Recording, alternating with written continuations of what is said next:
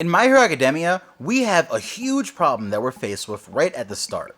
In a world where having superpowers is commonplace, we join up with Izuku Midoriya and his mother at the doctor's office, where Izuku is told that he doesn't have a quirk, which is just what superpowers are called in this universe.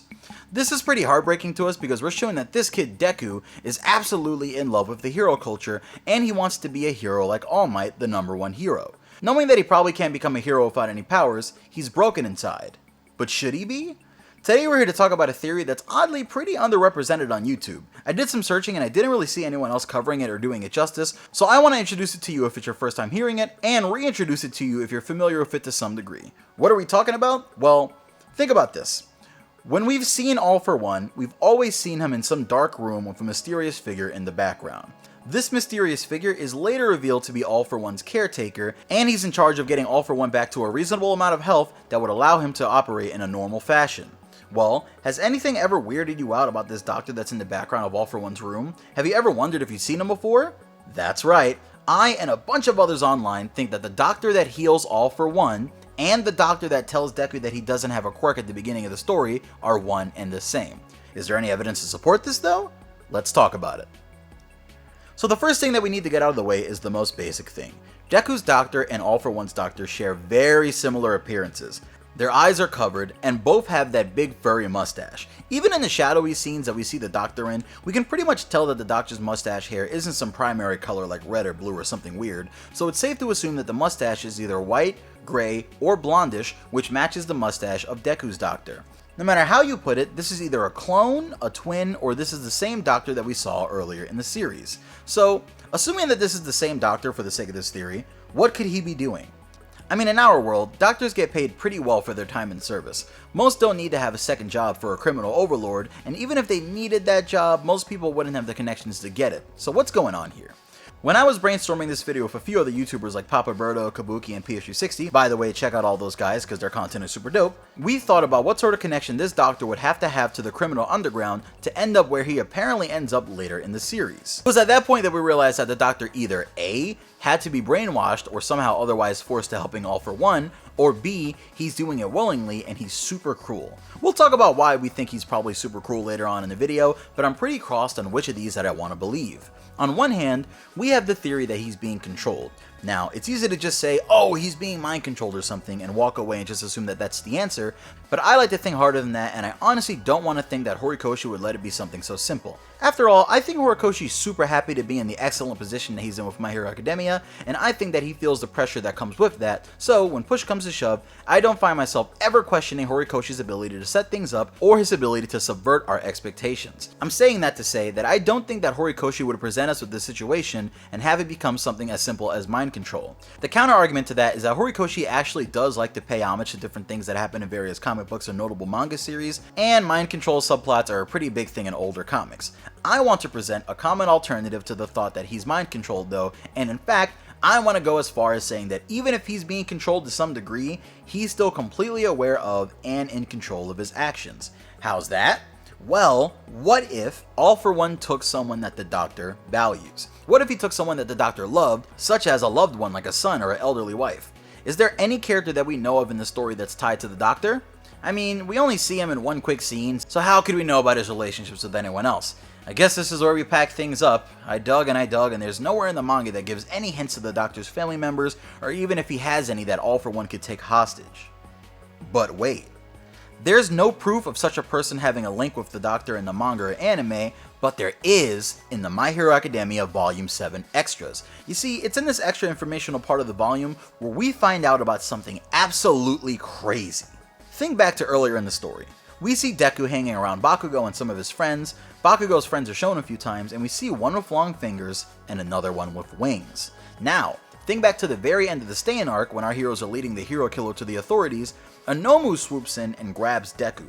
Ultimately, this Nomu is killed by Stain, and it seems like it's only important so as to set up Stain's speech, which ultimately pushes the entire story forward. But wait, out of all of the people that the Nomu could have grabbed, why did it specifically decide to grab Deku? What if that very Nomu and the wing kid from Bakugo's childhood are the same person? Now look, I know you want to say, but hey, just because they have wings that doesn't automatically make them the same person, and before you say, hey, it only picked up Deku because he's the main character and it's more dramatic if it picks up Deku as opposed to Ida or Todoroki, wait right there. You see, usually I'd have to dig around even more to look for any line that implies that there's a link between these two characters, and if I did have to do that, I'd have found nothing in the anime or the manga. But that's right, we did find something that wasn't in the anime or the manga. Once again, in the My Hero Academia Volume 7 extras, we have a note from Horikoshi himself who says, and I quote, the "why did the winged Nomu single out Midoriya out of the whole crowd to fly off with?" question. Here's something of an oblique hint corner. I plan to spell out all the details on the story of the Nomus when I can. I'll do my best. Now, that quote by itself implies that Deku and this Nomu share a link, but Horikoshi, that magnificent master of art, did us one better, and he actually drew the kid from Deku's childhood, and that's the hint. Here we have a case where Horikoshi is literally telling us, hey, the kid from Bakugo and Deku's childhood? Yeah, this is him now. He went from being a pretty bratty kid to being this twisted life form. I know you're sitting here wondering how the hell I'm gonna link this fat little kid, the Nomu, and the doctor together. I'm sure you already know the answer to that though, if you've learned anything from this video. This clipping right here from some more extras tells us that that kid with the wings, that eventually goes on to become a Nomu, is the grandson of the doctor who tells Deku that he doesn't have a quirk. By the way, can we just call him Dr. Quirk for the rest of this video? It makes things pretty simple so that when I say things like Dr. Quirk and the Dr. Quirk theory, you'll know what I mean in my other videos when I mention it. So if Dr. Quirk is his kid's grandfather, it's very likely that All For One could have kidnapped him in order to get a doctor to heal him over the years. This solves our problem with option A, since that gives the doctor a reason to comply with All For One, and that gives him a motive to do what I think he's doing, but we're not here just yet. Let's take a look at the darker path of things. What if Dr. Quirk's grandson wasn't kidnapped by All For One? What if Dr. Quirk gave his grandson to All For One, or what if he even experimented on him to create some of the very first Nomu? After all, we know that All Might has had dealings with All For One in the past, and Gran Torino seems to be very familiar with him as well. Neither of these characters, though, recognize the Nomu when they see them for the first time, so that leads me to believe that the Nomu were developed during the 10-year time span between All Might and All For One's last fight, and that fits right in line with the thought that it could have been the Doctor who was working on the Nomu and helping All For One at the same time. It's here that I want to link something else. So, we all know that All For One has the ability to somehow take other people's quirks. After all, he has the power to take and give quirks. We don't quite know how this works, but we do know that he can do it since All Might tells us this himself. Well, after All For One's battle with All Might, we know that he pretty much goes into hiding. All Might clung to life from his injuries that he received in this fight, but we know that All Might thinks that he killed All For One in this fight. But All For One survived. Keep in mind also that this is All Might in his prime taking on All For One, because he wouldn't have had his injuries yet for a significant portion of this fight, so imagine the shape that All For One had to be in for prime All Might to not only stop attacking, but for All For One to somehow get away. It doesn't make sense that All For One could have gotten away from such a scene, especially since that entire altercation was covered up rather quickly by the authorities and the news agencies. We know All For One survived, and now we've made the connection between him and the Doctor. Is it possible that the Doctor was on the scene when All For One was defeated? Is it possible that with his help, he's actually the reason that All For One was able to survive? This is important because this could potentially be evidence that the Doctor has been working with All For One for, at the very minimum, 10 years. But there's even more, because this theory is just going to keep on giving. Do you notice how Dr. Quirk talks to Deku and his mom in the office when they go to see him about Deku's quirk? He tells him that Deku doesn't have a quirk pretty nonchalantly, and Deku and his mom accept this as the truth right off the bat. However, should they have? We're told in the story that it's pretty peculiar for someone to be born without a quirk nowadays, so wouldn't this be a little bit of a bigger deal? I mean, I'm not saying that this should be incredibly shocking or anything to the Doctor, but you'd think that if he had to explain to a doctor that her son is one of the rare cases where two parents with quirks have a child without one, he'd do it with a little more energy. Follow me here, because this is going to get pretty dark. So if you're All For One and you're incapable of making any moves due to your injuries from the All Might fight, you have to find a way to get stronger for your eventual rerun at ruling the world and defeating the symbol of peace. But how would you even do that? All For One strikes me as a very smart person, and he's definitely evil and conniving. So how do you think a madman like him would think to get quirks? I theorize that All For One was using Dr. Quirk's office as a siphon of sorts, and here's how that works. I think that All For One and the Doctor find some way to take quirks and put them in the bodies in a certain way that causes them to mutate and become uncontrollable.